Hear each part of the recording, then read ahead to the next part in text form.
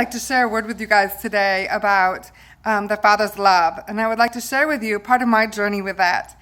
You know, it was several years ago now that I kept hearing this phrase, the Father's love, the Father's love. And deep inside, I would cry out for that. I'm like, this is totally what I want. This is what's missing in my relationship. It was so much at that point, like in my mind, but I wanted to taste it. I wanted to experience it. I wanted to touch it. I wanted to feel it. I wanted to know without a shadow of a doubt what that love looked like.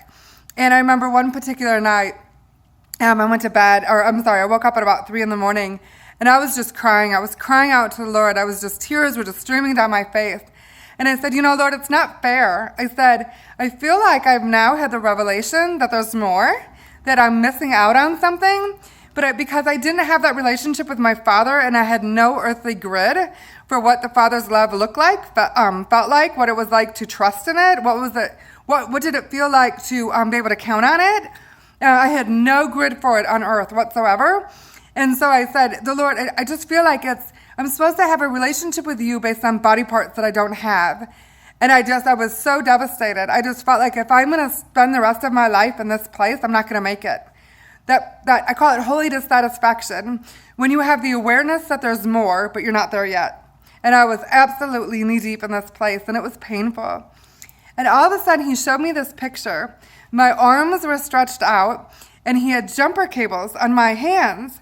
And the jumper cables, were creating the electricity down to my heart, and my heart was exploding.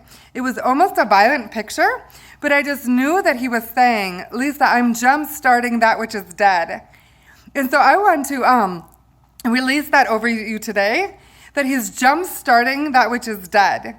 That it doesn't matter what your earthly experiences are or what they weren't, the Father is still perfect. And he still loves you radically, and he still wants you to encounter him.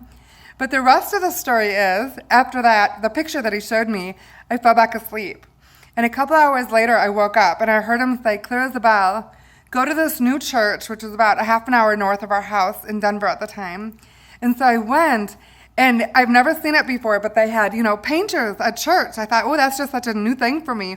But I'm not really into artwork, so I wasn't really paying attention. And of course, there's lots of people sitting in front of me, so it kind of blocks some of my view. And at the end of the service, one by one, the people left, and this picture became in clearer view of me. And when I finally saw the full picture, I gasped, and I went running up to the artist, and I was just weeping. And let you see the picture.